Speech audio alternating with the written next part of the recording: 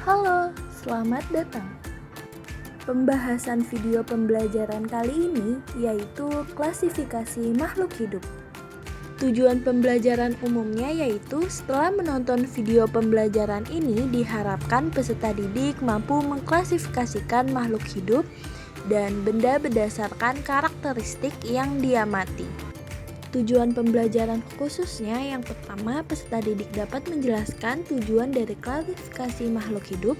Kedua, peserta didik dapat mengelompokkan tumbuhan dan hewan berdasarkan persamaan dan perbedaan ciri. Pokok bahasan pada video pembelajaran kali ini yaitu pertama, pengertian klasifikasi makhluk hidup. Kedua, pengertian taksonomi. Ketiga, kriteria klasifikasi tumbuhan. Dan yang terakhir, keempat, kriteria klasifikasi hewan. Tahukah kamu apakah klasifikasi makhluk hidup?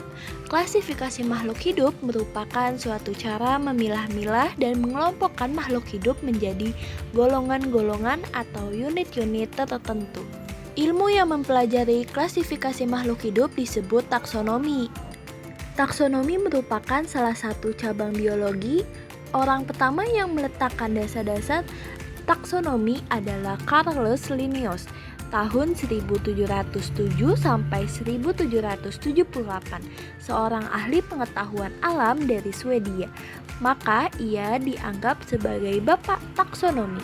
Dalam klasifikasi makhluk hidup dikenal adanya tingkatan takson atau kelompok, mulai dari kelompok besar atau masih banyak perbedaannya sampai ke kelompok kecil atau banyak persamaannya. Berikut perbedaan urutan takson antara hewan dan tumbuhan. Selanjutnya, aturan pemberian nama ilmiah diperkenalkan oleh Carolus Linnaeus. Kata pertama menunjukkan genus atau marga dan huruf pertama ditulis dengan huruf besar. Kata kedua menunjukkan spesies atau jenis yang semuanya ditulis dengan huruf kecil. Dalam penulisannya, kedua kata harus digaris bawahi atau dicetak miring. Contohnya seperti yang tertera di bawah ini. Klasifikasi makhluk hidup menurut Robert H. Whittaker. Whittaker yang menggolongkan makhluk hidup menjadi Animalia, Plantae, Fungi, Protista, dan Monera. Hewan digolongkan ke dalam kingdom Animalia. Kingdom Plantae yaitu tumbuhan.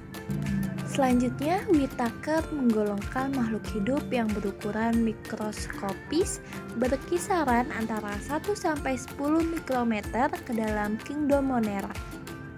Selanjutnya ada Protista, merupakan kelompok makhluk hidup yang mirip dengan kingdom Monera.